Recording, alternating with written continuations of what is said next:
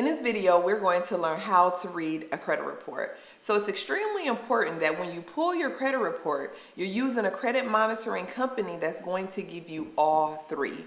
There are three credit bureaus: Experian, TransUnion, and Equifax. Those three credit bureaus have different credit scores because the information that's showing on your credit report is being reported from different creditors like car companies, credit card companies, and not all of these creditors are reporting to all three credit bureaus. So that means that your credit score can be different with TransUnion, Experian, and Equifax. So you need a company that when you pull your credit report, they're going to give you all three scores and they're going to give you the information on all three reports.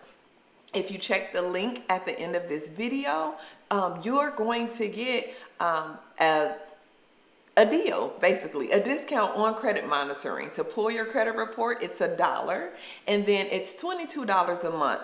In the industry, the standard is $30 a month for this service, and this will help you as you are restoring your credit. So let's get down to business. A mock credit report has popped up on your screen. Now we're just going to go through this credit report line item by line item and section by section, just explaining what the information is conveying to you. So at the beginning of your credit report, you're always going to see your personal information section. This section is extremely important because this information is pertaining to you. Your name, your full name, your address, your date of birth, your current address, and your previous address and your employers. A lot of the times the information here is going to be incorrect. And when you have multiple names that are not correct on your credit report or multiple addresses that are not correct on your credit report, this indeed can be a red sign and can be a hindrance in you trying to get a loan or approved for a credit card or a car loan. A lot of people don't tell you this. So this information needs to be accurate, and it needs to be updated if it is incorrect on your credit report. There is a personal information update letter that I will be providing for you. You just fill it out with your current information, mail it to all three bureaus, and this information will be updated for you. After we pass the personal information section, then you're going to come to your actual credit score. Your credit score is going to show, again, for all three bureaus, it's going to show the score ranging from 300 to 850, and then it's going to show your lender rank. Your lender rank is extremely important. Your lender rank can be extremely poor, it can be unfavorable, it can be good, it can be excellent. So right there is telling you what the lenders are ranking you based on your credit report. So if your rank is showing poor or unfavorable, that's an indication that you shouldn't be going out applying for any new loans or any new credit cards until you are able to change your lender rank. A lot of people just go out on a whim and try to get those store cards for 10, 20, and 30% off. It's not worth it because you're going to decrease your credit score even more, and you're going to get denied because you already have an unfavorable lender rank. So make sure you pay attention to that. Then there's risk factors. Now in the next video, we'll be talking about credit risk, so you'll understand these risk factors a little more. But the risk factors just basically tell creditors how likely you are to be a risk to their company.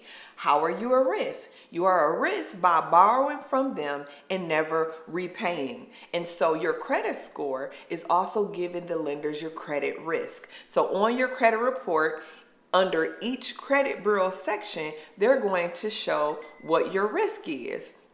Your risk can be different things that are holding your credit score down. So risk can be like bankruptcies or late payments or missed payments or high credit card balances. Things like that are risk to lenders, and it's indicating to them that more than likely you're going to stop paying this bill. So if you have a bad or a high credit risk, then it's an indication that you're going to have high down payments, you're going to have security deposits, and all of that upfront money that lenders ask for because you have a high credit risk. If you have a low credit risk, you'll get the zero down payments, the zero deposits, all of the free stuff to come along with the loan, and they'll even tell you you don't even have to pay your loan right away. We'll give you 60 days, 90 days before your first payment is due. So your credit risk is extremely important.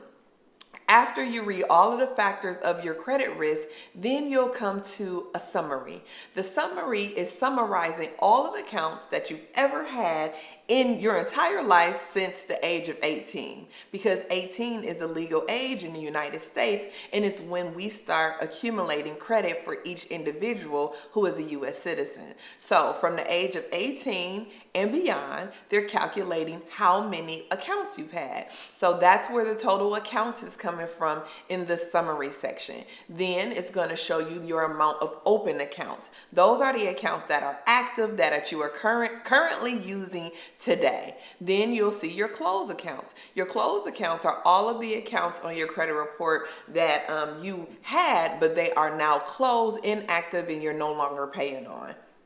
Then we move on to delinquent and derogatory. Derogatory means you made your payments late. Delinquent means you totally abandoned the account and it's now in collections. That's the difference between those two words. So you're going to see derogatory accounts and delinquent accounts, and then you'll also see the number of accounts that's actually sitting in collections, because once an account becomes delinquent, there's so much time before a creditor actually pays a collection agency to try and collect on the old money that you abandoned. So there are some accounts that's in collections that will show under the collection section, and then the other accounts that are delinquent more than likely are on their way to being collection accounts. Then it'll show your overall balance for all of the accounts that you have, and then your total overall payments, monthly payments that you have. And then if you've ever filed bankruptcy, that will fall under the public records section. And then inquiries is whenever you ask for money. So if you ask for money at Target and turn around and ask for money from the bank, and then turn around and apply for a credit card online, all of those are considered inquiries. You're asking for money. Those stay on your credit report for 2 years.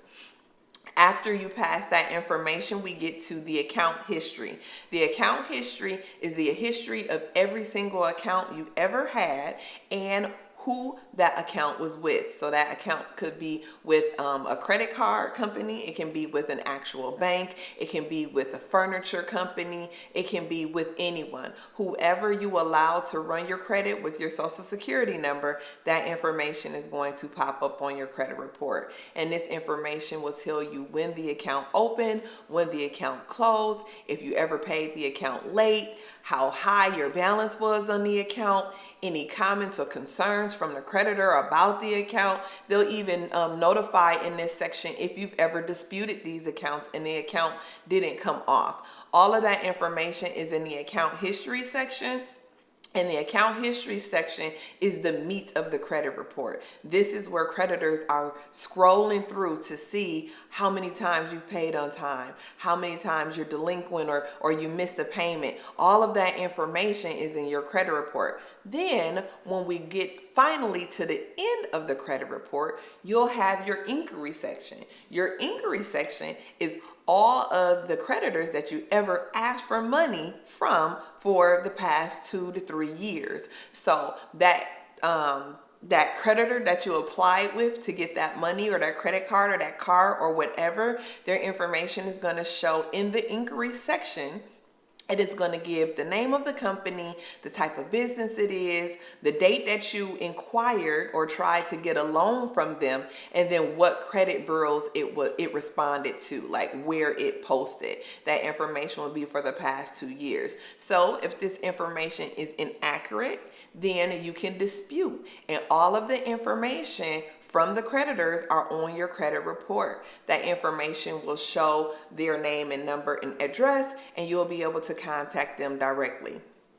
The very last section of your, or the second to the last section is your public information. So if you ever filed bankruptcy from the bankruptcy court in the United States of America, it's going to show up on the public record section, and it'll also show if you're, well, it won't show if you're being sued, but it will show the results of a lawsuit and a bankruptcy. And so that information is in the public information section.